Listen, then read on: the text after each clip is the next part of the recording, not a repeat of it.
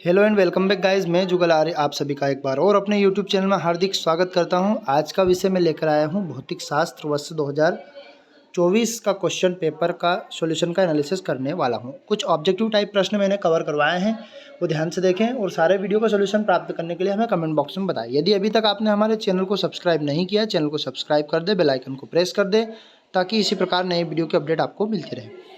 तो फर्स्ट वाला objective type प्रश्न का कि किसी पदार्थ का प्रति एकांक आयतन द्विध्रुव विद्युत द्विध्रुव आघूर्ण कहलाता है, तो वो ध्रुवण कहलाता है। सेकंड वाला ऑब्जेक्टिव है किसी तार का विशिष्ट प्रतिरोध निम्नलिखित में से किस कारक पर निर्भर करता है, तो तार के पदार्थ पर वो निर्भर करता है। ये विशिष्ट प्रतिरोध है, ना कि प्रतिरोध है। तो प्रतिरोध लंबाई पर भी, प्रकृति पर भी, द्रव्य पर, ये यहाँ पर पदार्थ पर निर्भर करता है। नेक्स्ट क्वेश्चन देखते हैं। विद्युत धारा के चुंबकीय प्रभाव की खोज ऑस्टेड ने की थी। विद्युत चुंबकीय प्रभाव, मात्रक नहीं, प्रभाव की खोज पूछिए तो ऑस्टेड ने। गोली दर्पण की वक्रता त्रिज्या r तथा फोकस दूरी f में सही संबंध क्या है, तो r बराबर 2f रहेगा गोली दर्पण की वक्रता त्रिज्या में। यदि दूसरी तरफ से देखा जाए तो फोकस की आधी होती है त्रिज्या और दुगनी होती है उसकी फोकस दूरी। ये हाइड्रोजन 3,1H और हीलियम 3,2E परमाणु में निम्नलिखित में से संकल्पना का उदाहरण है। तो यहाँ पर समस्थानिक संभारिक रेडियो एक्टिवता, यहाँ मुझे थोड़ा कम कंफर्म है ये, तो फिर भी ये सेकंड वाला ऑब्जेक्टिव टाइप क्वेश्चन है वो मुझे सही लग रहा है। फिर भी कमेंट बॉक्स में आप मुझे बता सकते हैं, आई होप आप बताएंगे। थर्ड वाला देखते हैं। पीएन संधि डायोड की अवक्षय परत या निश्चल आयन की बनी हुई होती है, ये अवक्षय परत होती है। नेक्स्ट देखते हैं। उचित शब्द द्वारा रिक्त स्थान की पूर्ति कीजिए, यानी कि विद्युत क्षेत्र की दिशा में चलने पर विभव कम हो जाता है या घट जाता है विभव का मान। जिन पदार्थ की चुंबक प्रवृत्ति ऋणात्मक होती है वह प्रतिचुंबकीय पदार्थ कहलाते हैं। परिवर्तनशील विद्युत क्षेत्र धारा उत्पन्न करता है, तो विस्थापन धारा उत्पन्न करता है। इसका सही आंसर रहेगा विस्थापन। परिवर्तित दूरदर्शक में के रूप में दर्पण का उपयोग किया जाता है, तो अभिदर्शक के रूप में दर्पण का उपयोग किया जाता है। संयोजकता बेंड के ऊपर स्थित बेंड को चालन बेंड के नाम से जाना जाता है। ये अंतर है ना, चालन संवहन और विकिरण में, तो ये चालन। एन प्रकार के अर्धचालक में की सांद्रता इलेक्ट्रॉन की तुलना में अधिक होती है, तो होल इलेक्ट्रॉन की तुलना में अधिक होता है। सत्य असत्य। कोटर या गुहा के भीतर विद्युत क्षेत्र सदैव शून्य होता है, बिल्कुल सत्य है आपका ये ऑब्जेक्टिव टाइप सत्य।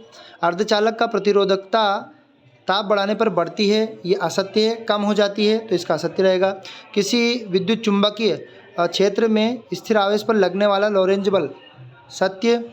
किसी चुंबकीय तरंग निर्वात के अतिरिक्त, चलो देखते हैं अगला वाला नेक्स्ट क्वेश्चन थर्ड वाला। किसी चुंबकीय क्षेत्र में स्थिर आवेश पर लगने वाला लोरेंज बल शून्य होता है, बिल्कुल सत्य है। विद्युत चुंबकीय QUB sin थीटा होता है लोरेंज बल का फॉर्मूला।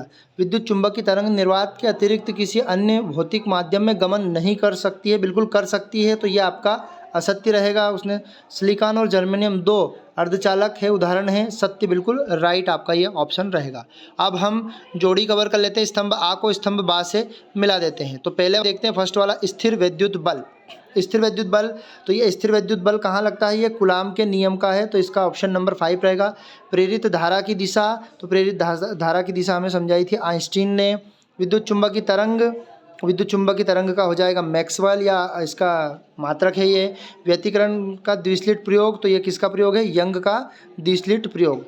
द्रव की द्वैत प्रकृति, तो ये डे ब्रागली समीकरण है जिस प्रकार द्रव की द्वैत प्रकृति होती है। द्रव्यमान ऊर्जा स्वतुल्य समीकरण, तो यहाँ पर फोर्थ वाला, तो माफ़ करना ये थोड़ा सा गड़बड़ हो गया है। ये जो आपका पहला वाला है, ये बी वाला जो ऑप्शन है प्रेरित धारा की दिशा है, तो प्रेरित धारा की दिशा आपका आ जाएगा लेंज और द्रव्यमान की स्वतुल्यता संबंध, ये हो जाएगा आइंस्टीन का समीकरण। यहाँ पर थोड़ी सी मिस्टेक हुई थी, प्रेरित धारा की दिशा में आ जाएगा आपका लेंज और द्रव्यमान ऊर्जा स्वतुल्यता में हो जाएगा आइंस्टीन का समीकरण। यहाँ पर आपका ऑब्जेक्टिव सही रहेगा। अब कॉलम के बाद हम देख लेते हैं एक शब्द या एक वाक्य में उत्तर। वायु में स्थित एकांक धनावेश से निकलने वाले कुल विद्युत फ्लक्स का मान 1/ε0। इस प्रकार से आपने एप्सिलॉन लिखा होगा और उसके पेयर में 0 लगाया होगा। किसी विद्युत परिपथ में धारा को मापने का यंत्र अमीटर, जिसको धारामापी के नाम से भी जाना जाता है, तो अमीटर या धारामापी दोनों में से कुछ भी लिख दोगे वो सही रहेगा। विद्युत प्रतिरोध परिपथ के लिए शक्ति गुणांक का मान कितना होता है, तो वो 0 होता है। किसी स्थिति में प्रिज्म के अंदर अपरावर्तित किरणें प्रिज्म के आधार के समांतर को हो जाती है, जिसे न्यूनतम विचलन की स्थिति कहते हैं। कम विचलन वहाँ पर होता है डेल एम। फिर अब देखते हैं अर्धचालक की युक्ति में त्रिसंलयन अशुद्धियाँ मिलाने वाले अपद्रव्य अर्धचालक प्राप्त होते हैं। तो पी प्रकार के, ये अंतर ज्ञात किया होगा, उसमें त्रिसंलयन और वो एन प्रकार में पंचसंलयनी होती है। ठीक है, यहाँ पर हमने आपके ऑब्जेक्टिव टाइप क्वेश्चन का एनालिसिस किया। यदि आपको किसी भी ऑब्जेक्टिव में डाउट है तो हमें कमेंट बॉक्स में आप बता सकते हैं, है ना।